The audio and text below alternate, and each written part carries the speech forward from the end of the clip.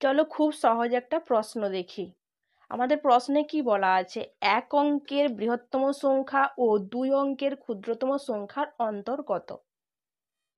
এক অঙ্কের সংখ্যা মানে একটা সংখ্যা থাকবে, দুই অঙ্কের সংখ্যা মানে দুটো সংখ্যা থাকবে। তাহলে এক অঙ্কের বৃহত্তম সংখ্যা কি? 9। 9-এর পর 10 হয়ে যাচ্ছে, 10টা দুই অঙ্কের সংখ্যার মধ্যে পড়ছে। তাহলে 10টা দুই অঙ্কের সংখ্যার মধ্যে পড়ছে, তাহলে ক্ষুদ্রতম সংখ্যা হচ্ছে কি? 10। সব থেকে ছোট দুই অঙ্কের সংখ্যা 10। তো কি বলেছে আমাদের কোশ্চেনে, এক অঙ্কের বৃহত্তম সংখ্যা ও দুই অঙ্কের বৃহত্তম সংখ্যার অন্তর কত?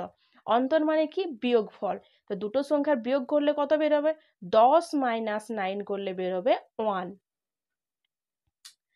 তোমাদের যদি ভিডিওটি ভালো লেগে থাকে লাইক শেয়ার সাবস্ক্রাইব করবে।